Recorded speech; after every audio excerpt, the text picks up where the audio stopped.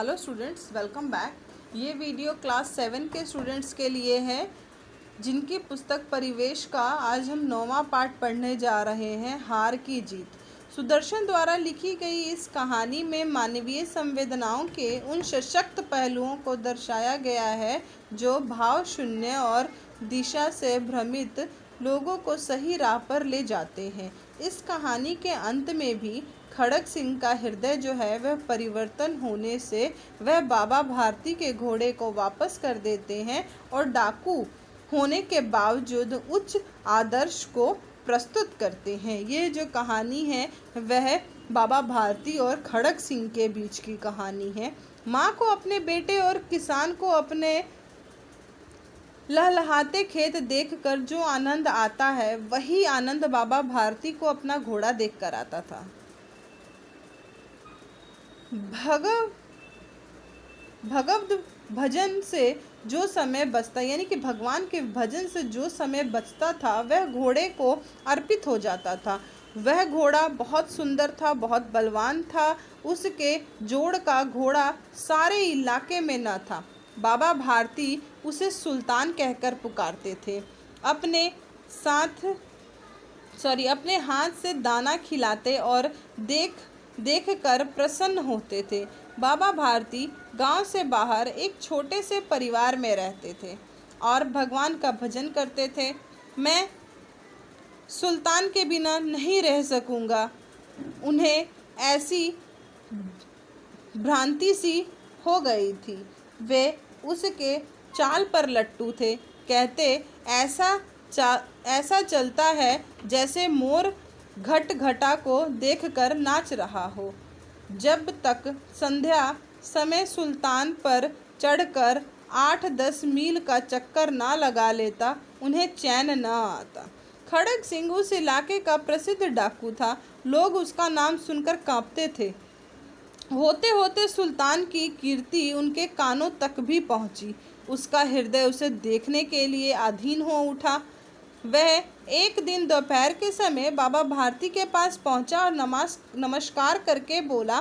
बाबा भारती ने पूछा, खड़ग सिंह क्या हाल है?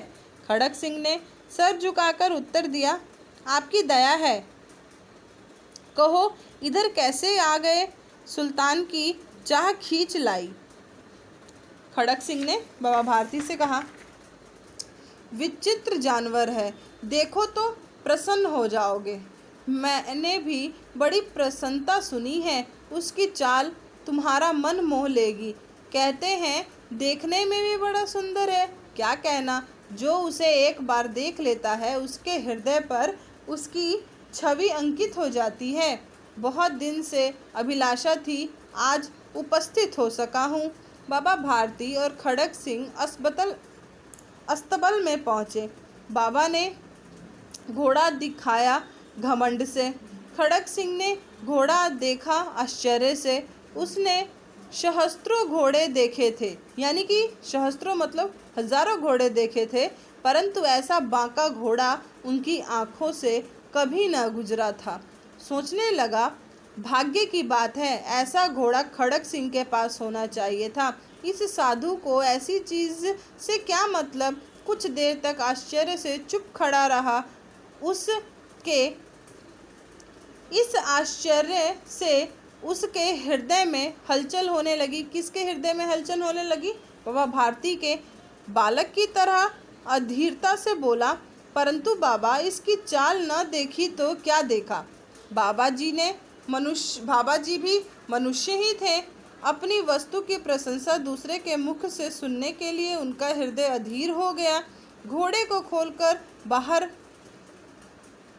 लाया गया। घोड़ा वायु वेग से उड़ने लगा। उसकी चाल देखकर खड़ग सिंह के हृदय पर सांप लौट गया।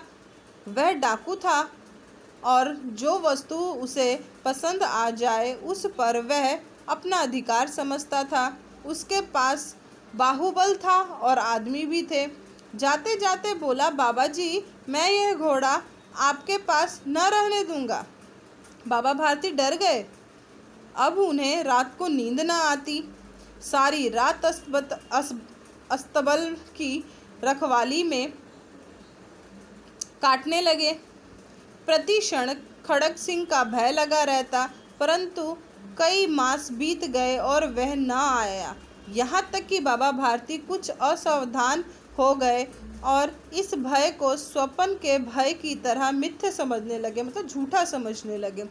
संध्या काल का समय था। बाबा भारती सुल्तान की पीठ पर सवार होकर घूमने जा रहे थे। उस समय उनकी आंखों में चमक और मुख पर प्रसन्नता थी। कभी घोड़े के शरीर को देखते, कभी उसके रंग को, और कभी मने मन फूले न समाते थे। सहसा एक और से आवाज आई, ओ बाबा, इस कंगले की सुनते जाना। आवाज में करुणा थी। बाबा ने घोड़े को रोक लिया। उतरकर देखा, एक अपाहिज वृक्ष की छाया में पड़ा कहरा रहा था। बोले, क्यों, इन्हें क्या कष्ट है? अपाहिज ने हाथ जोड़कर कहा, बाबा, मैं दुखी हूँ, मुझ पर दया करो। रामावाला यहाँ से 3 मील है, मुझे वहाँ जाना है। घोड़े पर चढ़ा लो, परमात्मा भला करेंगे। वहाँ तुम्हारा कौन है? दुर्गादत्त वैद्य का नाम आपने सुना होगा, मैं उनका सौतेला भाई हूँ। बाबा भारती ने घोड़े से उतरकर अपाहिज को घोड़े पर सवार किया और स्वयं उसकी लगाम पकड़कर धीरे धीरे चलने लगे। सहसा उन्हें एक झटका सा लगा और लगाम हाथ से छूट गई। उनके आश्चर्य का ठिकाना न रहा जब उन्होंने देखा कि अपाहिज घोड़े की पीठ पर तन कर बैठ गया और घोड़े को दौड़ाने लगा। उनके मुख से भय, विस्मय और निराशा से मिली हुई चीख निकल गई। वह अपाहिज डाकू खड़ग सिंह था। बाबा भारती कुछ देर तक चुप रहे और इसके पश्चात कुछ निश्चय करके पूरे बल से चिल्लाकर बोले, जरा ठहर जाओ। खड़ग सिंह ने उसकी आवाज़ सुनकर घोड़े को रोक लिया और उसकी गर्दन पर प्यार से हाथ फेरते हुए कहा, बाबा जी, यह घोड़ा अब न दूंगा, परंतु एक बात सुनते जाओ। खड़ग सिंह ठहर गया। बाबा भारती ने कहा, यह घोड़ा तुम्हारा हो चुका है। मैं तुमसे इसे वापस करने के लिए न कहूँगा, परंतु खड़ग सिंह, केवल एक प्रार्थना करता हूँ, उसे अस्वीकार न करना, नहीं तो मेरा दिल टूट जाएगा। बाबा जी, आज्ञा कीजिए, मैं आपका दास हूँ, केवल यह घोड़ा न दूंगा। अब घोड़े का नाम न लो, मैं तुमसे इसके विषय में कुछ न कहूँगा। मेरी प्रार्थना केवल यह है कि इस घटना को किसी के सामने प्रकट न करना। खड़ग सिंह का मुंह आश्चर्य से खुला रह गया। उसका विचार था कि उसे घोड़े को लेकर यहाँ से भागना पड़ेगा, परंतु बाबा भारती ने स्वयं उससे कहा कि इस घटना को किसी के सामने प्रकट न करना। इससे क्या प्रयोजन सिद्ध हो सकता है? खड़ग सिंह ने बहुत सोचा, बहुत सिर मारा, परंतु कुछ समझ न सका। हारकर उसने अपनी आंखें बाबा भारती के मुंह पर गड़ा दी और पूछा, बाबा जी, इसमें आपको क्या डर है? बाबा भारती ने उत्तर दिया, लोगों को यदि इस घटना का पता लग गया तो वे किसी दीन दुखी पर विश्वास न करेंगे। यह कहते कहते उन्होंने सुल्तान की ओर से इस तरह मुंह मोड़ लिया जैसे उनका उससे कोई भी संबंध न रह गया हो। बाबा भारती चले गए, परंतु उनके शब्द खड़ग सिंह के कानों में उसी प्रकार गूंज रहे थे।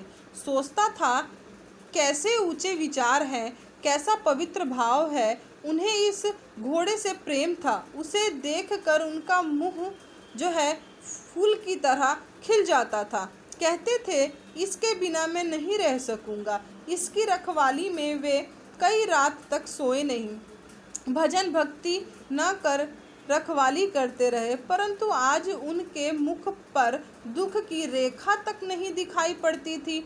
उन्हें केवल यह ख्याल था कि कहीं लोग दीन दुखियों पर विश्वास करना न छोड़ दें। ऐसा मनुष्य नहीं, देवता है। रात्रि के अंधकार में खड़ग सिंह बाबा भारती के मंदिर में पहुंचा। चारों ओर सन्नाटा था। आकाश में तारे टिमटिमा रहे थे। थोड़ी दूर पर गांव के कुत्ते भौंक रहे थे। मंदिर के अंदर कोई शब्द सुनाई न देता था। वह धीरे धीरे अस्तबल के फाटक पर पहुंचा। फाटक खुला था। किसी समय वहां बाबा भारती स्वयं लाठी लेकर पहरा देते थे, परंतु आज उन्हें किसी चोरी, किसी डाके का भय नहीं था। खड़ग सिंह ने आगे बढ़कर सुल्तान को उनके स्थान पर बांध दिया और वहां से निकलकर सावधानी से फाटक बंद कर दिया। इसी समय उसकी आंखों में नेकी के आंसू थे। रात्रि का तीसरा पहर बीत चुका था। चौथा पहर प्रारंभ होते ही बाबा भारती ने अपनी कुटिया से बाहर निकल ठंडे जल से स्नान किया। उसके पश्चात इस प्रकार जैसे कोई स्वप्न में चल रहा हो, उनके पांव अस्तबल की ओर बढ़े, परंतु फाटक पर पहुंचकर उनको अपनी भूल प्रतीत हुई। साथ ही घोर निराशा के पांवों को मन भर का भारी बना दिया। वे वहीं रुक गए। घोड़े ने अपने स्वामी के पांवों की चाप को पहचान लिया और जोर से हिनहिनाया। अब बाबा भारती आश्चर्य और प्रसन्नता से दौड़ते हुए अंदर घुसे और अपने प्यारे घोड़े के गले से लिपट कर इस प्रकार रोने लगे, मानो पिता बहुत दिनों से बिछड़े हुए पुत्र से मिल रहा हो। वे बार बार उसकी पीठ पर हाथ फेरते, बार बार उसके मुंह पर थपकियां देते। फिर वे संतोष से बोले, अब कोई दीन दुखियों की सहायता से मुंह नहीं मोड़ेगा। यही थी आपकी कहानी हार की जीत, कि वह हारते हुए भी जीत गए थे। कौन? बाबा भारती, जिन्होंने खड़ग सिंह को अपना घोड़ा भी दिया और उसको एक सीख भी दी।